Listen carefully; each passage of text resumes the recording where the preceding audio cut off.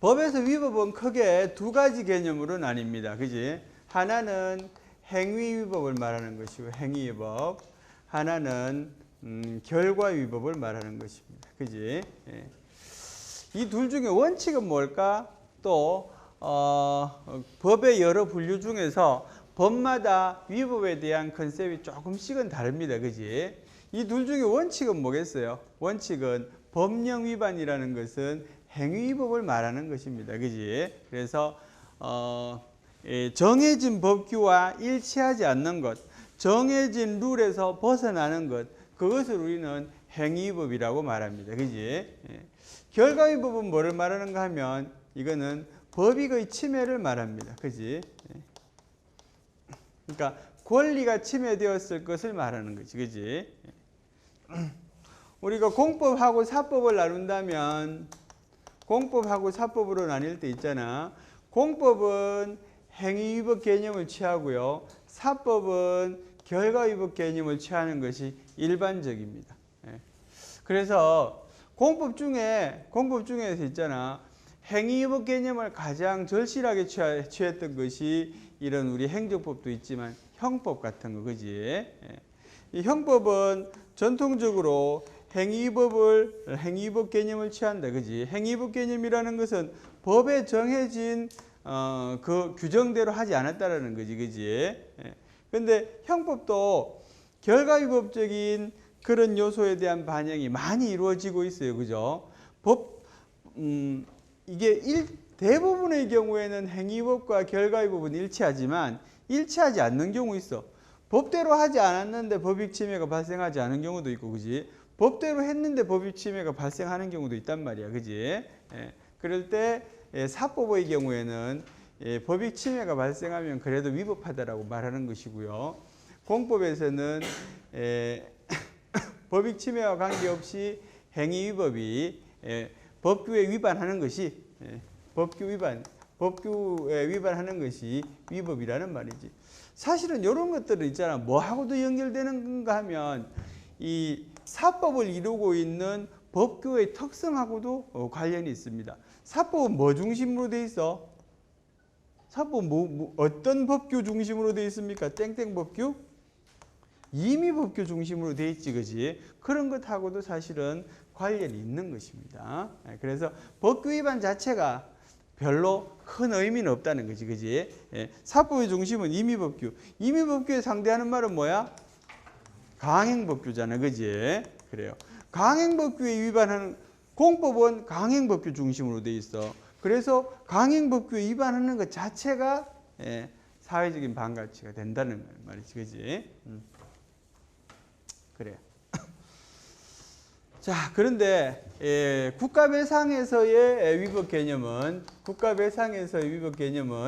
이제 이거 말고 두 가지가 더 있어요, 그죠? 하나는 뭔가 하면 광의의 행위위법 개념이에요, 그지? 광의의 행위위법 개념.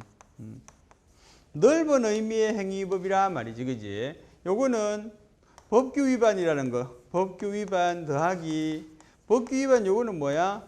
행위위법 개념이잖아, 그지? 행위위법 개념에다가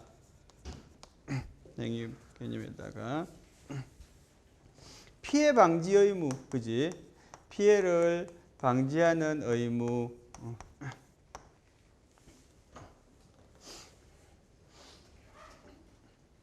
피해 방지 의무까지 포함하는 개념이다, 그지?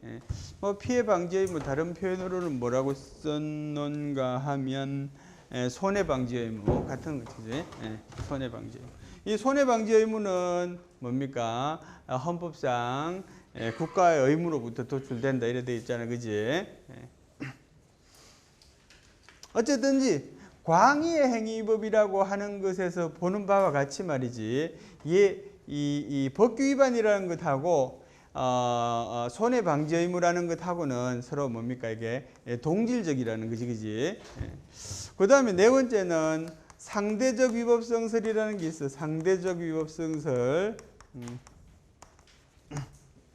상대적 위법성설은 법규 위반 더하기 피침해 이익의 태양 이런 거지, 그지? 피침해 이익의 태양을 태양을 어떻게 본다? 종합적으로 고려함 이래 돼 있어, 그지? 법규 위반 봐봐, 다 법규 위반, 법규 위반, 법규 위반. 그래서 원칙이 법규 위반이라는 거지, 그지? 행위법이라는 걸 확인할 수 있는 것이고요.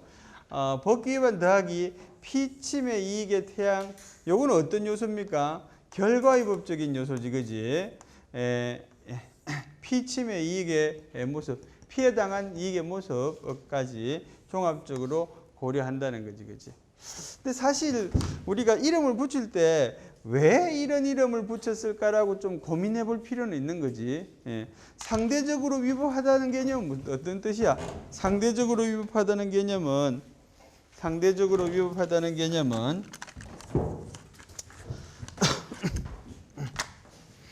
행위법 개념은 있잖아. 행위법 개념은 위법에 대한 판단이 쉽다. 법규에 위반되면 위법한 거지, 그지? 그런데 결과위법이라는 개념은 법익에 대한 침해라는 것을 판단해야 되는 거죠, 그지? 판단의 여지를 판단의 어떤 과정을 남겨두는 거지. 이 상대적 위법성설이라는 말은 상대적으로 위법한 거야, 말 그대로, 그지? 그거는 뭡니까? 객관적인 위법 요소를 포함하고 있다, 이런 뜻입니다. 그래서 이 어떤 정해진 기준에 의해서 위법하다고 말할 수 있는 것이 아니라 이 경우 똑같은 위반이라도 어떤 상황에는 위법이 될 수 있고 어떤 상황에는 위법이 될 수 없다, 뭐 이런 의미가 포함되어 있는 거예요, 그지? 그래서 상대적 위법 개념이다, 이렇게 말합니다.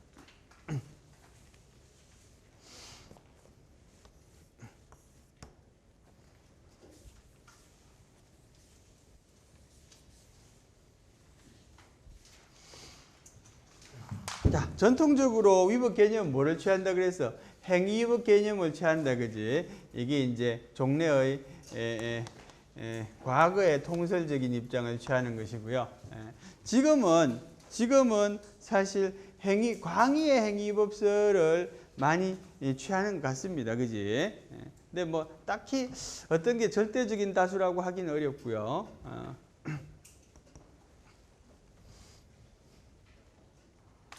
자, 요거하고 관련해서 등장하는 문제가 기판력과의 관계에 관한 문제야.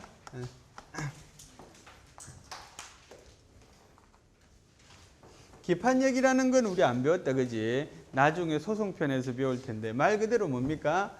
판결의 효력이야, 그지? 이미 한 판결의 효력, 이미 내린 판결의 효력. 이미 내린 판결의 효력은 같은 사항에 대해서는 그대로 그 룰이, 그 판결의 효력이 적용이 되겠지, 그지? 자, 위법한 작용이 있어서 취소 소송을 제기합니다, 그지? 요 취소 소송은 항고 소송인 거지. 행정 소송은 기본적으로 어떤 개념을 취한다 그랬어요? 행위위법 개념을 취합니다, 그지? 그래서 취소 소송에서 위법에 대한 판단을 한번 해본단 말이지, 그지? 그래서 뭐 인용되거나 기각되거나 이 사람이 다시 요 위법한 작용으로 인해서 피해를 입었다는 이유로 손해배상을 청구합니다. 그래서 손해배상 소송을 하게 되는데 손해배상 소송에서도 위법에 대한 판단을 하게 되겠지, 그지? 그런데 위법의 개념을 손해배상 소송에서 어떤 개념을 택하느냐에 따라서 이미 한 판단이기 때문에 다시 판단할 필요가 없다. 어떤 경우에는 다시 판단할 필요가 있다. 이렇게 판단이 되겠지. 사실은 있잖아. 이 취소 소송에서의 기판력이 손해배상 소송에 언제나 그대로 영향을 미치는 것은 아닙니다. 취소 소송에서는 뭡니까? 단순히 법령의 위반 여부만 판단한다, 그지? 여기서는 뭐 하는 거야? 법령의 위반 여부만 판단합니다, 그지? 그런데 손해배상 소송에서는 사실은 위법에 대한 판단이라는 것이 법령 위반도 사실은 보는 거지만 뭐도 또 있어야지 성립하는 겁니까? 고의 또는 과실도 있어야지 성립하는 거거든, 그지? 그지? 손해배상이 성립하기 위해서는. 그래서 여기서의 판단이 온전히 그대로 적용되는 것은 아니야. 그런데 다만 어떤 부분은 요 위법성에 대한 판단, 요 위법성에 대한 판단 부분만큼은 그대로 이어질 수가 있겠지. 그지? 예. 다시 정리하면 취소소송하고 손해배상소송은 법령 위반뿐만 아니라 고의나 과실도 판단하기 때문에 그대로 판단의 효력이 이어지지는 건 아니다. 그지? 근데 다만 여기서의 위법에 대한 판단은 손해배상소송을 성립하기 위한 요건 중에 하나로서 작용하기 때문에 의미가 있다는 거지. 그지? 예. 그래요. 그래서 손해배상소송에서의 위법 개념은 이 뭡니까? 행위법, 결과위법, 광의의 행위법, 상대적 위법, 어떤 개념을 택하느냐에 따라서 여기서의 판단이 그대로 받아들여질 수도 있고요, 안 받아들여질 수도 있는 거지. 그지? 물론 여기서 있잖아, 조금 더 공부하면 이 소송의 대상이 뭐냐에 따라서 좀 달라지기도 합니다. 그지? 그거는 나중에 여러분 아직 많이 안 배웠으니까 나중에 할 텐데, 뭐 소송물을 위법성 전반으로 볼 거냐, 개개의 소송물로 볼 거냐, 이런 논의도 있지만 그런 것들은 기판력 배우고 나서 하고요. 단순히 그냥 그런 거 모르는 상황에서 해보면 취소소송에서는 행위법 개념을 취한단 말이지. 그지? 근데 손해배상소송에서는 행위법 개념을 취할 수도 있고 결과위법 개념을 취할 수도 있고 이걸 취할 수도 있고 이걸 취할 수도 있단 말이야. 그지? 개개의 경우에 대입해 본단 말이지. 첫 번째, 손해배상에서 행위법 개념을 취한다면 그러면 취소소송에서의 기판력이 손해배상소송에서 온전히 미치겠지. 그지? 똑같은 위법 개념을 쓰니까. 그지? 그래서 이것은 뭡니까? 완전히 미침 이렇게 이야기한단 말이지. 그지? 전부 미침.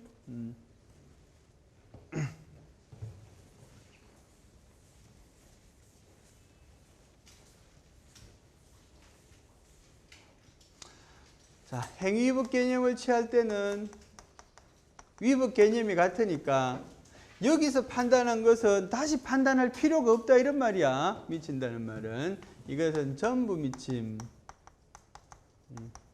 반얘기. 그지? 그 다음에 광의의 행위법 개념을 취하면 이때는 어떻게 미치노? 일부만 미친다. 그지? 일부 미쳐요. 어디에는 안 미쳐요? 어떤 부분이 안 미쳐? 어떤 부분이 안 미쳐? 손해방지 의무가 안 미치지. 그지? 법규 위반 부분은 미치는데 손해방지 의무 부분이 안 미치잖아. 이 광의 행위법은. 그지? 그 다음에 결과위법은 어때요? 결과위법은 안 미쳐요. 그죠? 안 미쳐요. 왜? 위법의 개념이 전혀 다르니까. 그 다음에 상대적 위법성설의 개념도, 상대적 위법성설도 사실은 뭐에 가까운 겁니까? 결과위법에 가까운 개념이거든. 그지? 그래서 안 미칩니다. 그지?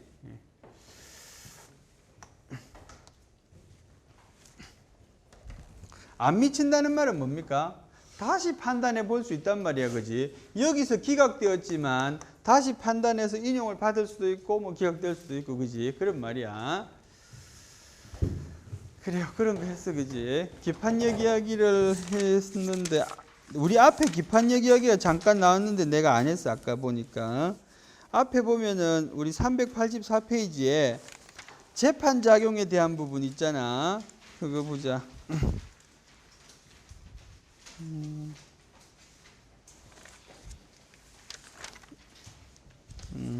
직무 부분에 입법작용, 재판작용. 그지? 페이지 수가 옛날 책은 다르잖아. 그지? 거기 보시면 기판력이 발생한 확정 판결에 대한 국가배상 책임을 인정할 거냐. 그지?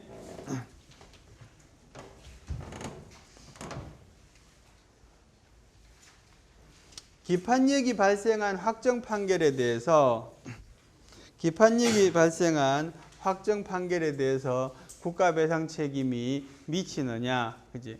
국가배상 책임이 인정되기 위해서는 뭐가 필요한 겁니까?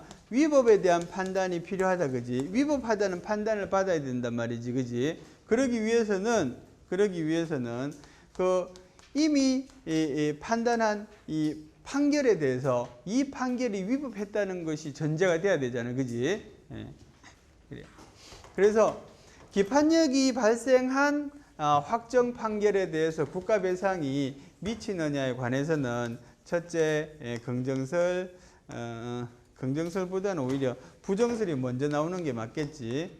기본적으로 확정 판결이라는 것은 뭡니까? 여기서 불가정력이 발생해서 더 이상 다툴 수 없는 것을 말합니다. 그지? 앞으로 만약에 1심에서 뭐 성수하거나 패소하거나 나중에 2심과 3심을 남겨두고 있다면 잘못된 판결에 대해서 국가배상 청구하는 것은 아무 문제가 없겠지. 그런데 이제는 더 이상 다툴 수 없는 상태가 된 경우에 논의가 되는 거예요. 그지? 예. 심급이 남아있는 경우에는 뭐 당연히 할 수 있을 거라고 생각이 되고요. 심급이 더 이상 없는 경우를 말하는 거지. 그지? 이제 확정 판결이 나서. 자, 그런 경우에는 판결은 불가증력이 발생하면, 그러니까 판결은 3심까지 다 마치게 되면 더 이상 번복할 수 없이 확정되어 버린다. 그지? 예. 확정되어 버리는데 국가배상을 인정해 버리면 판결 자체가 위법하다고 되니까 모순되는 게 발생한단 말이지. 그지? 예, 그래요. 예, 그래서 여기서는 있잖아. 확정 판결의 기판력과 그 다음에 국가배상은 서로 모순되는 것이기 때문에 양립할 수 없다. 이렇게 보는 거지. 그지? 양립할 수 없다. 그래서 확정 판결 받고 난 거는 국가배상 청구를 하는 게 안 된다는 거지. 그지? 두 번째 긍정설은 국가배상과 그 다음에 확정 판결의 기판력이라는 것은 이거는 뭡니까? 서로 목적을 달리하는 것이다. 이런 거지. 그지? 제도적인 기반을 달리하는 것이기 때문에 양자는 따로 놀아도 상관없다는 게 부정설이야. 참 긍정설이야. 그지? 그래서 확정 판결 받았더라도 이 판결을 그러니까 국가배상을 인정한다고 해서 판결을 다시 뒤집는 것은 아니라는 거지. 그지? 만약에 국가배상의 위법성을 인정함으로써 판결을 뒤집어야 한다면 아무것도 못할 거예요. 그지? 그래서 이 긍정설은 양자는 말이지 뭡니까? 판결의 위법성은 인정할지언정 판결의 효력 자체를 부인하는 것은 아니기 때문에 양립될 수 있다라는 거지. 그지? 뭐 그래요. 그래서 또 절충설이라는 것도 있어. 그지? 절충설은 뭡니까? 기본적으로 기판력하고 이 국가배상의 문제는 뭡니까? 이래 모순되는 측면은 있는데 그렇다고 해서 전혀 안 되는 건 아니다. 그지? 그래서 뭐 법적 안정성이나 뭐 이런 것들을 고려해서 최대한 조정할 필요가 있다.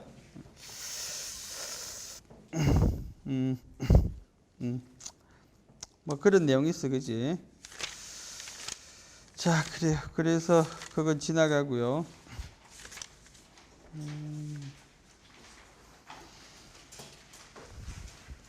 자, 그 다음에는 부작위와 위법 봅니다. 그지? 395페이지에 있네.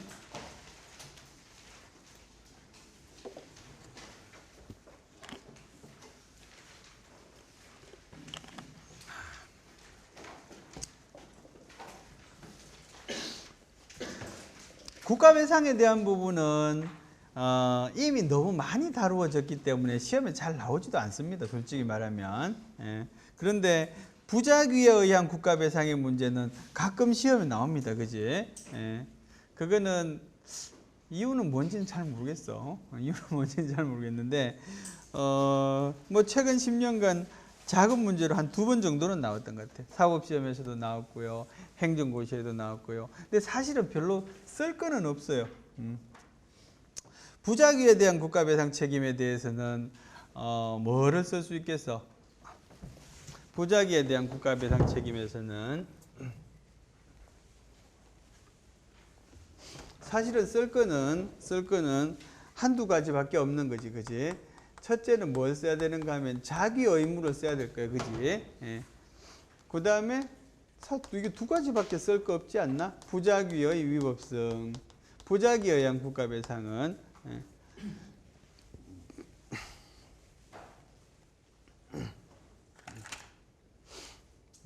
이것하고 관련해서 부작위 위법성과 관련해서 이제 행정 개입 청구권을 설명하면 되겠지.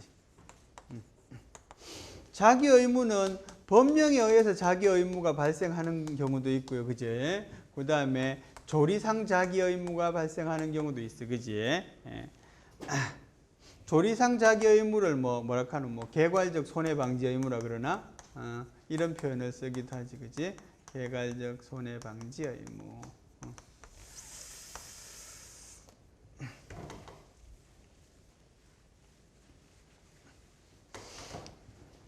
부작위 위법성과 관련해서는 재량행위 그 자체로는 권리의 문제가 발생하지 않는다, 그지? 재량행위에 의해서 있게 되는 이익은 반사적인 이익이야, 그지? 근데 어떨 때 재량이 뭐 됐을 때 0으로 수축이 되면 그럴 때는 부작위한 것이 위법하게 되는 거지, 그지? 요때는 뭡니까? 위법 문제가 발생하지 않아.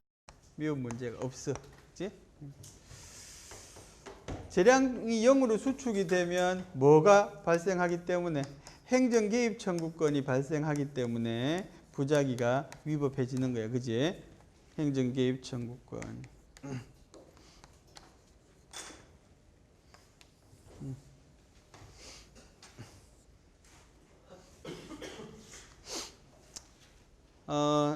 행정 개입 청구권하고 무하자 재량 행사 청구권은 어떤 관계에 있어요?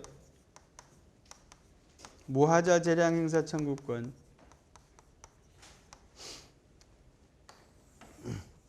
행정 개입 청구권은 재량 행위에 관련되는 것이기 때문에 이 무하자 재량 행사 청구권은 뭡니까? 재량 행위를 하자 없이 해달라는 청구권이잖아요, 그지? 그래서 견해에 따라 여러 가지 있을 수 있지만 행정 개입 청구권은 무하자 재량 행사 청구권의 한 모습인 거지, 그죠? 일부인 거지, 그지?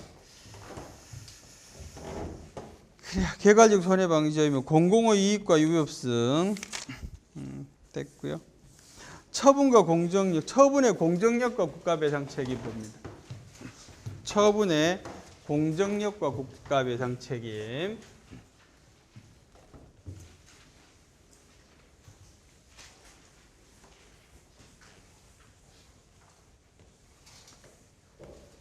우리 총론 시간에 공정력을 배웠는데 참 이해 안 되는 부분 중에 하나가 공정력입니다. 행정법을 공부하면서 있잖아. 총론 부분에서 어려운 부분은 이 아까 한 행정규칙의 법규성 부분하고요. 그 다음에 공정력이라는 개념이에요. 참 느낌이 바로바로 오지 않습니다. 시간이 지나야지 무슨 말이구나 이렇게 알게 되는 거지, 그지?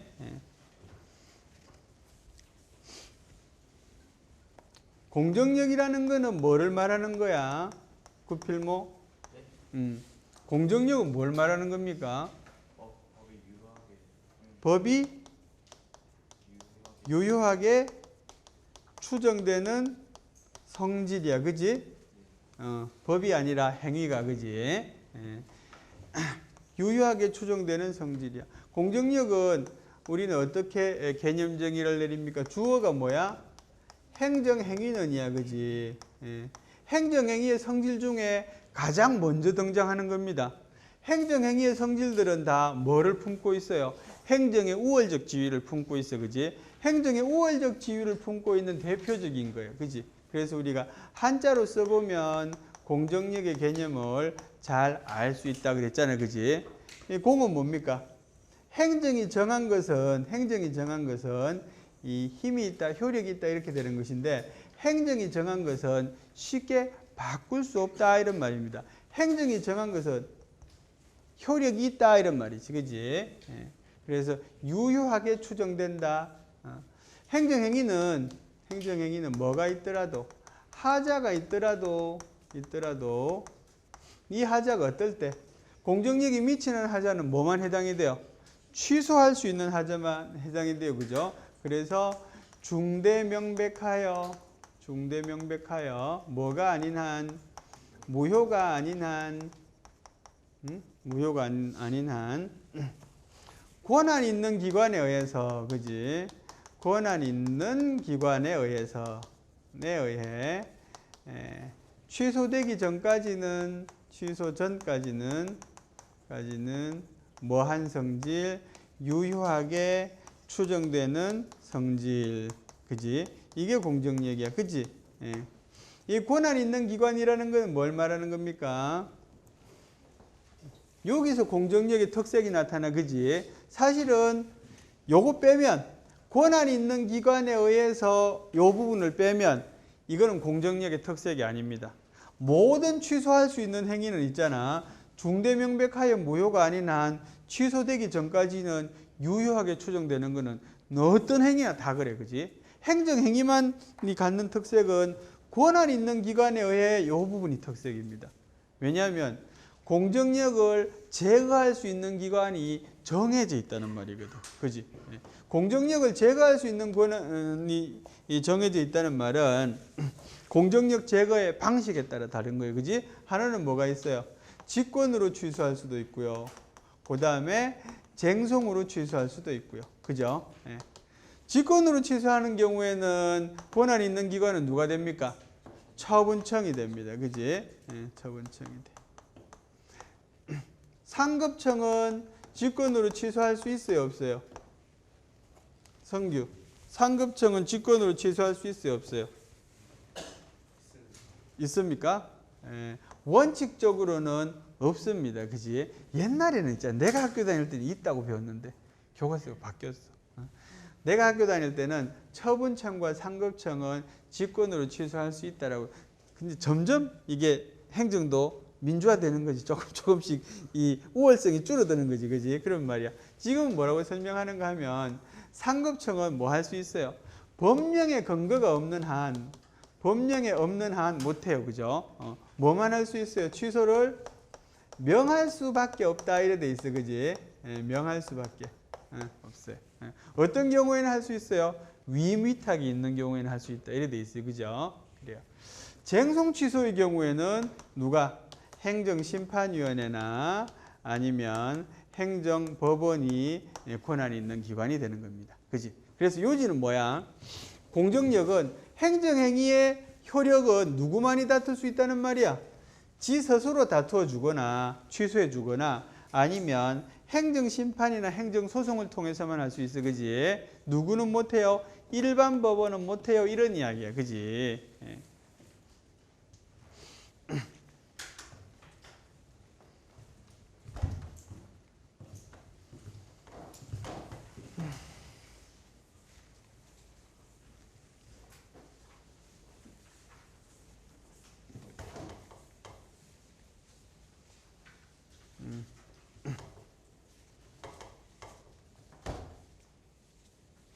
자, 국가배상과 공정력 이제 하면 되잖아. 국가배상 소송에서 공정력.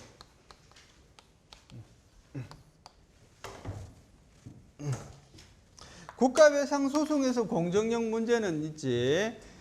기본적으로 선결 문제로서 등장하는 겁니다. 그지? 선결 문제라는 거 오랜만에 다시 들어보는 말이다. 그지? 선결 문제라는 거는 뭡니까? 선결 문제라는 것은 민형사 문제를 해결하기 위해서 먼저 해결해야 되는 행정의 문제야. 그지? 민형사 사항을 해결하기 위해서 먼저 해결해야 되는, 먼저선 해결한다. 그지? 먼저 해결해야 되는 행정의 문제. 그래서 국가배상소송이라는 건 민형사의 문제고, 그지? 이걸 해결하기 위해서 뭐를 해결해야 되는가 하면 행정행위의 행정작용의 위법성을 해결해야 된단 말이지. 그지? 그래요. 그래서 위법성에 대한 판단을 할 수 있느냐 하는 거지. 그지? 사실은 위법성에 대한 판단의 문제는 지금은 공정력의 문제가 아닙니다. 그지? 그런데 공정력이 있잖아. 공정력이 과거에는 과거에는, 현재는 공정력이 유효성을 추정하는 것이다 이렇게 말하는 거지, 그지? 근데 과거에는 뭐라고 했는가 하면 유효성과 혹은 적법성을 추정하는 것이다 이렇게 이야기했었다는 거지, 옛날에는, 그지? 예. 그래서 적법성이 추정이 된다면 이 공정력의 제거를 위해서 별도의 심판이나 별도의 소송이 필요하겠지, 그지? 그런데 지금은 유효성만 추정이 되기 때문에 국가배상소송에서의 공정력의 문제로 다루는 것이 아니라 성결 문제이긴 하지만 위법성에 대한 판단을 할 수 있다는 거지, 그지?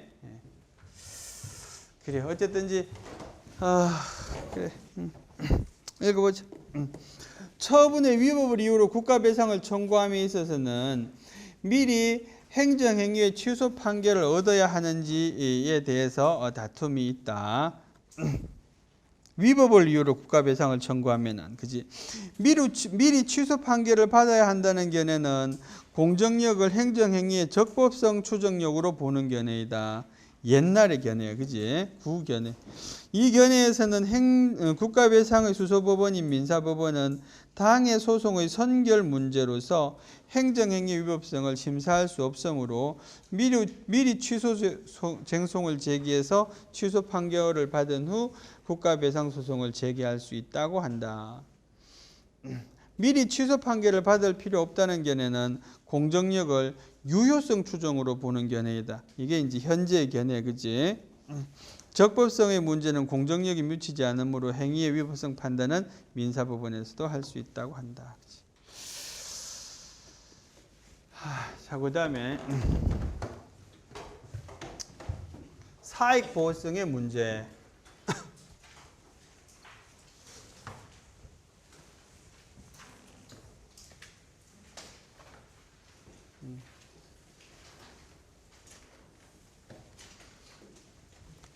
사익보호성의 문제는 사실은 조금 이해가 쉽지는 않은 부분입니다. 그지? 예. 그래서 안 읽고 지나가는 학생들도 많지, 사익보호성의 문제는. 자, 행정의 법규는 있잖아. 모든 행정의 법규는 기본적으로 뭐를 갖고 있는가 하면 공익보호성을 갖고 있습니다.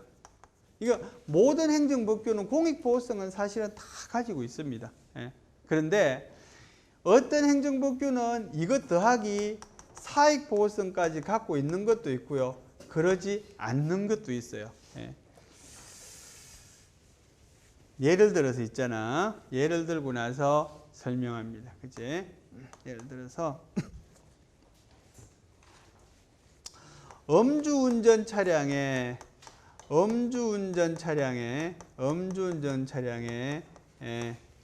치여가지고 이제 부상을 당한 사람이 있어요. 음주운전 차량에 치인 사람이 국가 상대로 손해배상을 청구할 수 있겠는지 생각해 봅시다. 그지? 이런 것이, 그지? 자, 음주 차량에 부상을 입은 사람이 국가를 상대로 손해배상을 청구할 수 있는가? 국가는 뭘 해야 되니까? 음주 차량을 단속을 해야 되니까, 그지? 음에 대한 발음이 정확하지? 잘 틀리기 때문에. 그래요. 어쨌든지, 국가는 교통의 안전을 잘 유지할 의무가 있는 거지, 그지? 도로교통법상에 그런 의무를 규정하고 있어요, 그죠? 그래요. 친구, 되겠나 안 되겠나 생각해 봅시다. 안 될 것 같습니까? 이유는 뭘까요? 저거 하니까 저거겠지, 그지? 사익보호성이 없으니까 그렇겠지, 그지?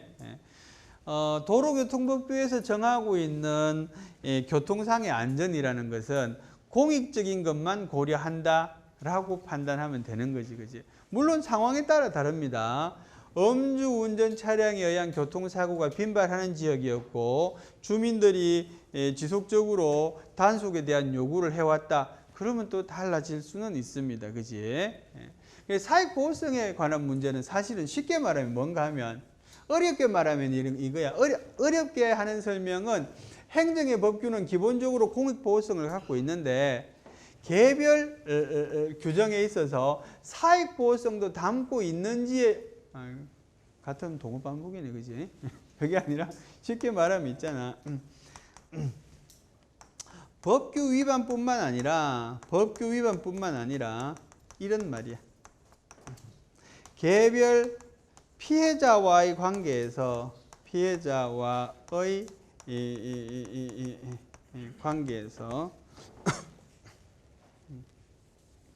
개별 피해자와의 관계에서 피해 방지 의무가 있는가? 가 사실은 사익보호성의 문제입니다. 그러니까 단순히 법규 위반한 것뿐만 아니라 법규 위반함으로써 공익보호성은 침해되었다라고 봅니다. 그지? 그것뿐만 아니라 개별 피해자와의 관계에서 피해 방지 의무가 있는가 하는 것이 사익보호성의 문제입니다. 이런 경우에 보면은 음주운전 차량을 단속하는 것은 공익보호성의 목적이 있는데 피해를 입을 개개의 국민들의 안전성까지 미리 다 고려하고 있지는 않다는 뜻입니다.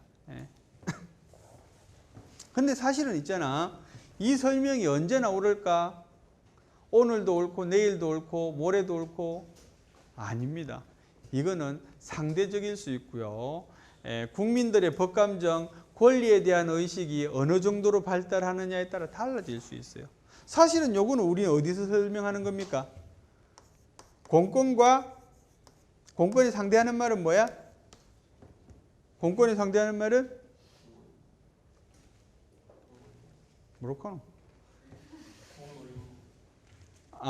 공권과 상대하는 말은 반사적인 이익이잖아. 그지? 여기서 있잖아.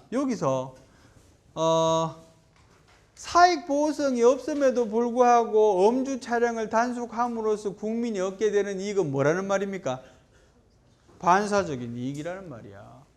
사익보호성이 있으면 그것은 권리가 되는 것이고요. 사익보호성이 없음에도 불구하고 단속을 해주니까 내가 안전을 누린다. 이거는 반사적인 이익에 해당되는 거지. 그지? 그런데 반사적인 이익과 공권의 관계는 어떤 관계에 있어요? 상대적인 관계에 있습니다. 절대적으로 구분되는 게 아니야. 유동적이야. 사실은 언제 바뀔지 몰라. 물론 많은 시간이 필요하겠지만, 그지? 그런 개념. 자, 돌이켜 보면 공권 성립의 3대 요소, 우리 이런 거 옛날에 배웠어, 그지? 공권 성립의 3대 요소 제일 먼저 뭐더노? 제일 먼저 사익보호성이야. 사익보호성. 공익뿐만 아니라 사익이라는 걸 보호해야 되는 목적이 있을 때 공권이라는 건 요 앞에 뭐가 생략된 거야? 무선적 공권이야? 개인적 공권이거든. 그래서 개인한테, 쉽게 말하면 개인한테 권리가 발생하기 위해서는 사익보호성이 제일 먼저 필요한 겁니다. 그지? 두 번째 뭐가 필요했어요? 강행법규의 존재, 이런 거잖아. 그지? 세 번째 뭐였어? 의사력의 존재. 의사력의 존재는 뭐야? 권리 구제 수단을 말하는 거거든. 그지? 그런 거 옛날에 했잖아. 찬양. 그지? 안 했나? 찬양 우리 옛날에 듣지 않았나? 처음 듣나 이 수업? 이름이 비슷한 애가 있는데 찬양이라고 불리는. 그래요.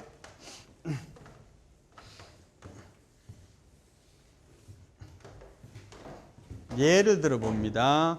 예를 들어 보고 나서 이것의 성질을 합니다. 그 옆에 페이지 보시면 예컨대 하는 거 있어. 봐봐.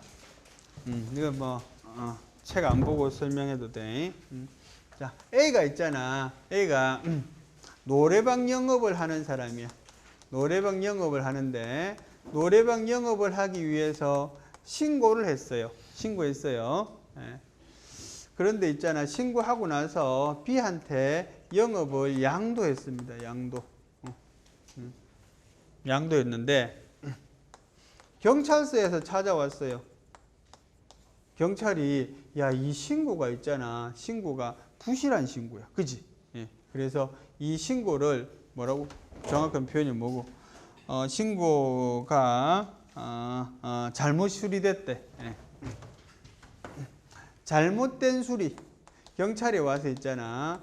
이 신고가 잘못된 수리가 잘못됐다고 그래가지고 이 신고 안 된 것으로 됐단 말이야. 그지? 그래서 B를 뭐로?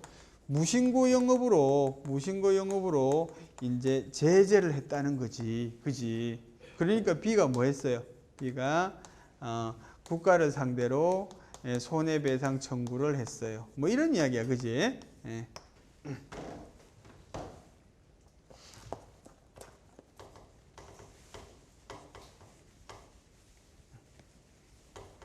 자, 이것이 사익보호성의 문제라는 건데 사실은 판단하기 어려워. 이게 무슨 사익보호성의 문제야. 잘 모르겠어. 그지? 예. 여기서 사익보호성의 문제라는 것은 있잖아. 신고제도의 취지를 말하는 겁니다. 신고제도의 취지. 예. 자, 신고제도의 취지라는 것이 기본적으로는 어떤 의미를 갖고 있겠노? 신고제도를 두는 이유는 뭐야? 제일 큰 이유는 뭐겠나? 선량한 풍속의 유지. 뭐 이런 거겠지, 그지? 맞냐? 선량한 풍속의 유지가 신고제도를 두는 목적입니다, 그지? 그 부수적으로 또 청소년의 선도 뭐 이런 것도 있겠지, 그지? 요거는 뭐야? 기본적으로 공익보호라는 목적을 갖고 있다는 거지, 그지? 예. 그런데 두 번째로 있잖아. 이 신고가 되면 신고된 영업자에 대한 보호나 혹은 영업자와의 거래를 말하는 거래 안전 보호와 같은 요런 목적은 요거는 뭐에 해당되는 겁니까? 사익에 해당되는 겁니다. 그지? 요런 목적은 없다는 거야. 그지? 예. 그래서 이 국가배상 성립한다고 안 한다고? 안 한다는 말입니다. 예. 사실은 공권의 성립으로도 설명할 수 있는 겁니다. 이 사람은 있잖아. 이 B라는 사람은 뭐가 성립되지 않았어요? 권리라는 게 성립되지 않았어요. 그렇기 때문에 권리 침해가 없기 때문에 배상 소송을 청구할 수 없는 겁니다. 그지?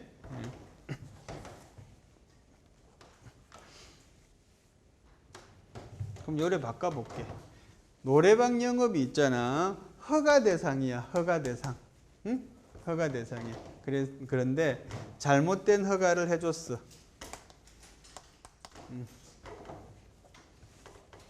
요렇게 바꾸면 요 경우에는 손해배상이 성립하겠나 안 하겠나? 정의종. 이렇게 바꾸면 성립하겠어요 안 하겠어요? 여기서 허가는 전형적인 의미의 허가를 말하는 거야. 전형적인 의미의 허가는 명령적 행위에 속하는 허가. 그지? 예. 이런 경우에 국가배상 책임이 성립하겠어요 안 하겠어요? 잘 모르겠어요. 그죠? 남학영 하겠어요? 안 하겠어요? 안 합니다. 그죠? 안 합니다. 만약에 노래방 영업 허가가 특허적인 영업이라면 이제 되겠지. 그지? 하여튼 그런 이야기하고도 사실은 다 연결되는 겁니다. 다른 이야기인 것처럼 보이지만. 어쨌든지 이게 사익보호성의 문제라고 생각하니까 어려운 것인데 이 신고에 의해서는 말이야. 신고에 의해서는 이 영업자한테 아무런 권리가 생기지 않는다. 이런 측면으로도 충분히 설명이 되는 거지.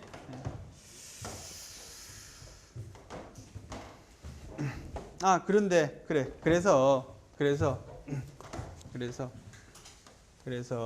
이 사익보호성의 문제를 어떻게 분류하는가 하면 사익보호성의 문제를 보는 견해가 여러 가지 견해가 있어요. 첫째는 직무의 문제로 본다는 거지. 그지? 직무의 문제로 본다는 것은 사익보호성이 없는 것은 직무가 아니다 이렇게 본단 말이야. 그지? 직무의 문제로 보는 견해. 직무의 문제로 보는 견해는 풀었으면 사익보호성 없으면 직무 아님 이렇게 본다는 거지. 그지? 직무행위가 아니다. 그지? 직무행위가 아니다. 무슨 직무행위가 아니란 말이야? 국가배상의 요건으로서의 직무행위가 아니다 이런 말이야. 그지? 두 번째는 뭐로 보는 견해가 있어요? 위법의 문제로 보는 견해가 있어요. 그지? 이거는 또 사익보호성이 없으면 위법하지 않다는 거지. 그지? 공익을 보호하지 않는 공익 침해가 있더라도 사익 침해가 없기 때문에 그건 위법하지 않다는 거지. 그지? 그런 개념이고. 세 번째는 또 뭐가 있나? 인과관계의 문제로 보는 견해. 인과관계의 문제. 인과관계의 문제로 보는 견해. 판례는 인과관계의 문제로 봐요. 인과관계라는 건 뭡니까? 인과관계라는 것은 행정의 작용과 뭐와의 관계야? 이 피해, 손해와의 관계야. 그지? 손해와의 관계에 인과관계가 없다는 거지. 그지? 손해 자체는 뭡니까? 이거는 객관적인 이익이기 때문에 이익의 침해입니다. 그런데 행정의 작용은 사익보호성을 목적으로 하지 않기 때문에 양자 사이에 인과관계가 없다는 겁니다. 얘는 권리를 전제로 하는 개념이고 얘는 권리를 전제로 하지 않는 개념이라는 뜻이야. 쉽게 말하면. 그래서 양자 간에 인과관계가 없다라고 말합니다. 그래서 여기서도 있잖아. 이런 말이 사실은 이런 게 더 이해가 안 돼. 이런 설명이. 여기서는 인과관계를 어떻게 설명하는가 하면 신고제도를 두고 신고의 수리를 잘못한 것과 얘가 받은 불이익은 인과관계가 없다 이렇게 설명합니다. 더 어렵지. 그지? 그래요. 근데 하여튼 간에 우리 판례는 그래 적혀 있어. 그지? 인과관계의 문제다.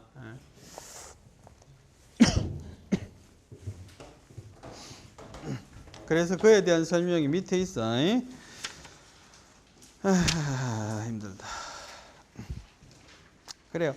최근에 사실은 사익보호성의 문제가 이슈화된 거는 다음 페이지에 있는 젤리컵 사건이지. 젤리컵 사건. 젤리컵 사건이라고 알아요? 뭐 봤어요? 젤리뽀라는 거 있었는데 옛날에 젤리뽀 하는 거. 그지? 젤리컵 사건은 이렇게 작은 컵 안에 있잖아. 뭐가 들어있는가 하면 푸딩이 들어있는 겁니다. 그지? 푸딩이. 푸딩이 들어있는데 푸딩만 들어있는 거는 문제가 없는데 푸딩 안에 과육이 들어있는 젤리컵이 있었어요. 그게 사이즈가 있지. 꼭 한 입에 들어가기에 적당한 사이즈. 그치? 그래서 꼭 짜서 넣으면 목에 딱 걸려. 그치? 그래서 안타깝게도 있잖아. 안타깝게도 그해 여름에 몇 명의 아이들이 질식사에서 죽습니다. 그래서 그 유가족 중에, 그지? 부모 중에 어떤 사람이 국가를 상대로 손해배상을 겁니다. 왜? 국가는 안전기준을 왜 철저히 만들지 않았냐 하는 거지. 그지? 국가가 안전기준을 철저히 만들었으면 그런 사고가 안 났을 텐데, 이런 거지. 그지? 그래서 여기서도 나오는 게 있잖아. 국가가 정하고 있는 안전규격, 국가가 정하고 있는 안전규격 이것이 국민의 건강이라는 그런 공익만을 목적으로 하느냐, 아니면 개개인의 어떤 신체상의 안전 이것도 동시에 고려하고 있느냐, 그지? 개개인의 신체상의 안전도 고려한다면 이 법령이지, 이 행위가 말이야 사익 보호성이 있다는 거지, 그지? 만약에 국민 전체의 건강이나 안전만을 고려하고 개개인에 대한 어떤 신체상의 안전은 염두에 두지 않았다면 사익 보호성이 없다 이렇게 설명할 수 있는 거지, 그지? 그런데 우리 판례는 뭐라고 말했어요? 개개인의 피해 방지 의무까지 고려한 것이다 이렇게 이야기했단 말이지, 그지? 근데 판결 내용은 뭡니까? 판결 내용은 국가는 할 만큼 했다, 그지? 이 국가가 정하고 있는 식약청이 정하고 있는 안전규격이 예측할 수 없는 그런 범위까지 커버하라는 건 아니잖아요, 그지? 그래서 예측할 수 있는 범위까지는 이 규격이 충분하다. 그래서 국가배상 책임은 성립하지 않았지만 어쨌든 이제 사회보호성에 관한 논거가 제시가 됐단 말이지, 그지?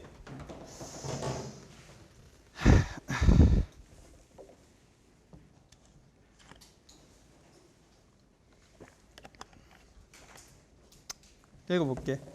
최근 젤리컵을 먹다가 질식사한 아동의 부모가 질식사고 발생 가능성이 있는 젤리를 국내 수입 유통시킨 책임을 지라며 국가배상을 청구한 사건에서 대법원은 식품위생법상 규정이 단순히 국민 전체의 보건정진이라는 공공의 일반 이익만을 위한 것이 아니라 사회 구성원 개개인의 건강상의 위해 방지를 목적으로 한다고 하여 사회보호성이 있다고 판결하였다. 그러나 이 판결에서는 식품의약품안전청장이 그 사고 발생 시까지 식품위생법상의 규제 권한을 행사한 것이 현저히 합리성을 잃어서 타당성이 없거나 객관적 정당성을 결여했다고 볼 수 없다. 그치? 뭐 이렇게 말했다는 거지, 그치? 타인에게 손해를 끼쳤을 것, 뭐 이런 거고요. 인과관계, 군인에 대한 특례. 군인에 대한 특례합니다.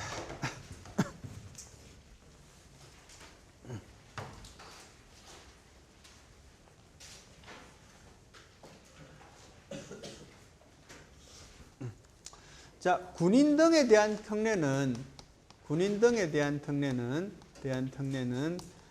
취지가 뭔가 하면 취지는 뭐겠어요? 이중배상 금지 원칙이야, 그지? 이중배상 금지 원칙. 이중배상 금지라는 것은 뭡니까? 유공자 보상을 받을 수 있다면 유공자 보상하고 국가 배상하고는 둘 다 받을 수 없다, 이런 말이야, 그지? 군인 등은 전투나 훈련으로 뭡니까? 손해배상의 대상이 될 수 있는 가능성이 많지, 그지? 그게 노출이 돼 있지. 그런데 국가를 위해서 활동하는 것이기 때문에 유공자로서 보상을 받을 수도 있잖아, 그지? 유공자로서 보상받을 수 있으면 국가배상은 받을 수 없다는 겁니다, 그지? 그래서 이중배상인데, 사실은 이거는 제도가 생긴 이래 지금까지 계속적으로 비판을 받는 부분입니다. 왜 비판을 받는가 하면 보상이라는 것하고 배상이라는 것은 기본적으로 제도적인 취지가 다른 것이지, 그지? 배상은 제도적인 취지가 뭐야? 이거는 불법행위 책임이라는 거지, 그지? 불법행위 책임이야, 그지? 잘못한 것에 대한 책임이잖아, 그지? 그 다음에 유공자 보상이라는 것은 뭔가 하면 이거는 사회보상의 한 영역인데 뭐에 따라서 보상하도록 하는가 하면 희생과 공헌에 따라서 보상하도록 하고 있어요. 희생하고 공헌에 따라서 보상하도록 하고 있어요. 그림으로만 보면 유공자 보상이 크게 받을 수 있겠어요? 국가 배상이 크게 받을 수 있겠어요? 둘 중에 하나 선택하라면 뭐 선택하고 싶어? 둘 중에 하나 선택하라면, 유경아. 너는 이거 선택하는구나, 현실적으로, 그지? 훈장 이런 건 다 필요 없다, 그지? 실제로 있잖아. 사실은 제도적인 취지로 보면, 어떻게 보면 얘는 희생, 이거는 희생이잖아, 그지? 희생 더하기 공헌 더 많이 줘야 되는 거 아니야? 실제로는 우리 유경이 말대로 얘를 더 많이 줍니다, 그지? 그래서 되도록이면 배상을 받고 싶어 하지. 그래요. 그래서 어쨌든지 그 제도적인 취지가 이렇기 때문에 유공자로서 보상받을 수 없다면 국가 배상을 청구할 수 있습니다, 그지? 근데 유공자로서 보상받을 수 있는 경우에는 국가 배상을 할 수 없다는 거지, 그지? 그런데 이거는 역사가 깊어, 그지? 국가배상이나 유공자가 많이 나오는 사건은 전쟁이죠, 그죠? 전쟁이 나면 군인들은 유공자도 많이 나오고요, 또 국가배상의 대상도 많이 나옵니다, 그지? 어떤 경우에 국가배상이 나옵니까? 동료의 실수, 오발에 의해서 다치는 경우, 그지? 그 다음에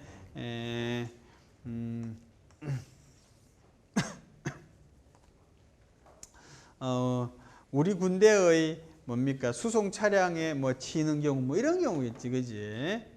그래. 그래서 이거는 위헌 시비가 있었다, 그지? 위헌 시비가 있었어. 그러니까 월남전 때 이것이 많이 문제가 되어서 위헌 시비가 있었는데, 위헌이라 그러니까 뭡니까?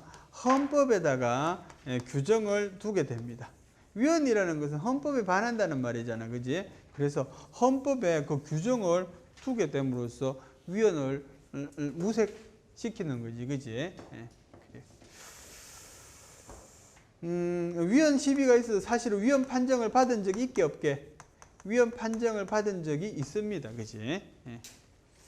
근데 최근에도 사실은 이것에 대한 위헌 시비는 있었지만 최근에 헌법재판소의 결정은 평등권을 침해하지 않는다, 그지? 그래서 합헌 결정을 내립니다, 그지?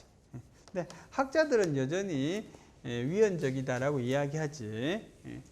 자, 어쨌든지 그래서 군인 등이라 하면 군인, 경찰, 뭐 예비군도 마찬가지 다 돼, 그지? 공익 안 됩니다, 그지? 뭐 할 때? 군인 등이 뭐 할 때? 전투나 훈련을 할 때입니다. 전투 또는 훈련을 할 때입니다, 그지? 옛날에는 그 책에 보면 이런 거 있지. 우리 국가배상법이 언제 개정이 되는가 하면요, 2005년도에 개정이 되는데 옛날에는 이랬어.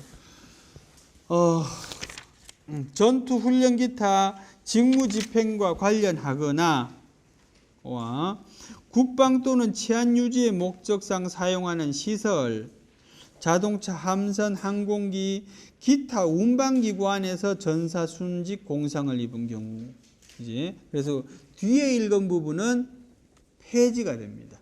어떤 부분이 폐지가 됐다고?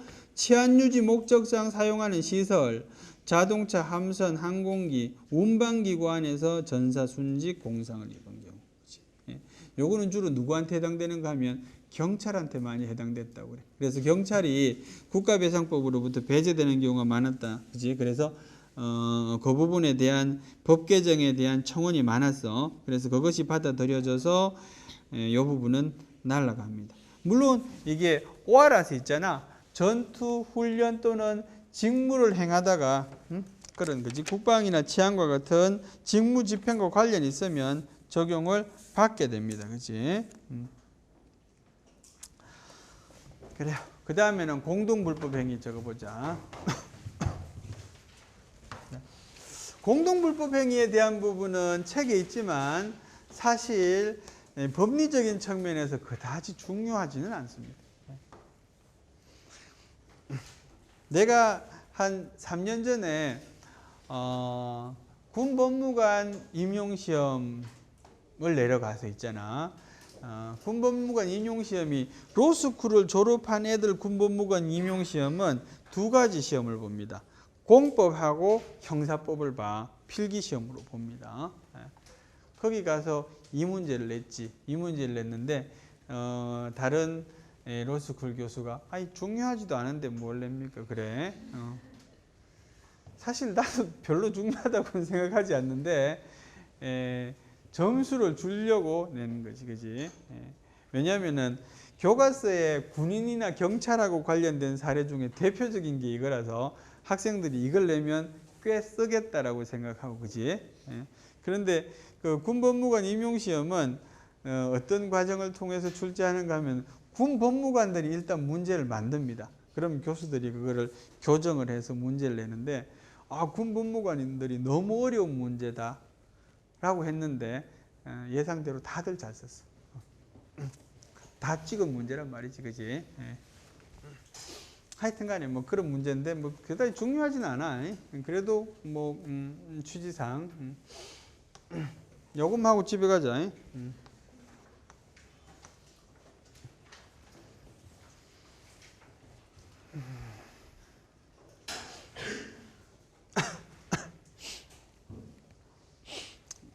보는 바와 같이 자동차입니다. 오토바이는 어떻게 그리지? 하여튼 대강 이렇게 그리면 되겠지. 자, 요거는 이제 민간인이 타는 승용차입니다. 그지? 요거는 이제 군인 A, 군인 B 이렇게 둘이 타고 있습니다. 그지?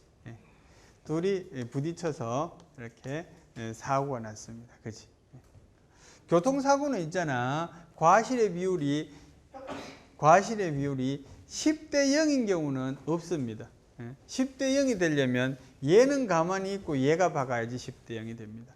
움직이고 있으면 무조건 1 이상 성립합니다. 그지? 자, 그래서 과실의 비율이 6대 4였어. 뭐든 상관없는데, 그지? 자, 그런데 이런 경우에는 있잖아. 과실의 비율이 6대 4라는 말은 민간인 C하고 군인 A하고 둘 간의 과실의 비율을 말하는 거예요. 그지? 그래요. 이 경우에 제일 피해를 많이 본 사람을 B라고 가정을 하고, B가 이게 1,000만 원의 이제 손해배상금이 나왔어. 그지? 치료비가 1,000만 원 나왔단 말이야. 그지? 근데 어쨌든지 요 치료비 1,000만 원은 누가 냈게? 치료비 1,000만 원 누가 냈을 것 같아요? C가 가입하고 있는 보험회사에서 냈을 거예요. 그지? 보험 가입하지 않고 있는 사람은 없거든. 그래서 C가 가입하고 있는 보험회사에서 1,000만 원을 다 냈습니다. 그거는 사실은 정밀하게 말하면 그렇지만 러프하게 보면 C가 냈다라고 보면 C의 부담, C가 1,000만 원을 전체를 부담했어요. 그래서 C가 누구한테? A한테. A라 하면 국가에게 이런 말이야. 그지? A는 공무를 수행 중이거든. 그지? 요 참 오토바이는 누구 오토바이야? A의 개인 소유의 오토바이야.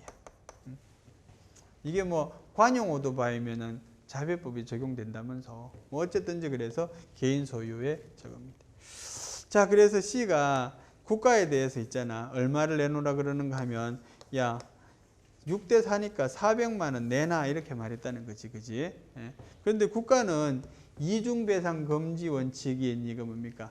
군인 등에 대한 특례 이걸 적용해가지고 국가는 돈 못 내. 이런 말이지. 그지? B라는 사람은 공무를 다 뺐지만 어쨌든지 훈련장에 가는 중 이런 거야. B는 뭡니까? 공무를 수행, 훈련 중에 발생한 것이기 때문에 유공자가 될 가능성이 많고, 유공자가 되면은 이 국가배상법 적용 못 받거든. 거지. 그래서 국가가 말하기를 이거는 국가배상법 2조 단서가 적용 제외입니다. 특례입니다. 이게 2조 단서. 2조 단서에 해당돼서 못 준다 이렇게 이야기했단 말이지. 그지? 판결이 어떻게 나왔는가 하면 대법원의 판결이 어떻게 나왔는가 하면 C와 A 사이에는 부진적 연대 책임이 성립한다 이렇게 이야기했대. 부진적 연대 책임. 부진적 연대 책임이라는 말은 있잖아. C도 1,000만 원, A도 1,000만 원의 책임이 각각 발생하는 겁니다. 그렇다고 해서 2,000만 원이 발생하는 건 아니고, B는 C한테 1,000만 원 받거나 A한테 1,000만 원 받거나 어떤 놈한테라도 1,000만 원 받으면 된다는 거지. 그지? 그런 개념이에요. 그리고 양자 간에 내부 관계는 없다라고 보는 겁니다. 그래서 부진적 연대 책임이 성립하고 각각 그 C와 A는 각각 1,000만 원에 대한 책임이 있다 이런 거지. 그지? 다만 C가 모두를 배상했더라도 국가배상법 2조 단서에 따라서 국가는 국가한테는 구상할 수 없다 이런 판결을 내린 것이 그지. 어쨌든지 구상 못한다 이렇게 그지. 이 세 번이나 바뀌어 그지. 자, 그러니까 몇 년 뒤에 대부분 판결이니까 사건이 종결됐겠지. 몇 년 뒤에나 헌법재판소에서 이런 결정이 나옵니다. 헌법재판소는 요지만 이야기하면 이런 식으로 해석하면 위헌이다 라고 해서 한정위헌 결정을 내립니다. 사실 한정위헌 결정을 내리는 배경에는 뭐가 있는가 하면 헌재와 대법원 간의 알력이 있습니다. 얘네 둘이 있잖아. 얘네 둘이라 하고 좀 그런데 어쨌든지 대법원과 헌재 사이에서는 권한에 대한 다툼을 계속합니다. 권한에 대한 다툼이 사실 어디서 시작되는가 하면은 우리 옛날에 배웠는지 몰라. 법무사법 시행규칙을 가지고 다툽니다. 이것이 뭡니까? 이게 그 행정입법에 대한 뭡니까 이게 사법심사의 대상이냐 아니냐 뭐 이런 거에 대해서 서로 다툽니다. 그때부터 다퉈가지고 계속 뭐 지금도 별로 좋진 않잖아. 어쨌든지 그래가지고 대법원의 결정에 대해서 좀 반대하고 싶었던 거겠지, 그지? 여기서 한정위헌 결정이라는 것은 아까 말한 것처럼 이렇게 해석한다면 구상권이 없다라고 해석한다면 그거는 잘못된 해석이라는 말이지. B는 뭐 국가유공이 되든지 뭘 되든지 간에 어쨌든지 나는 내가 너한테 600만 주면 되는데 네가 1000만 원 다 가져갔으니까 400만 원 내놔라고 A한테 이야기하는 게 아니라 B한테 이야기할 수 있다는 겁니다. 요거 잘 틀려 학생들이. 하여튼간 그렇다는 거야, 그지? 여기까지 합니다. 여기까지 하고 다음 시간에는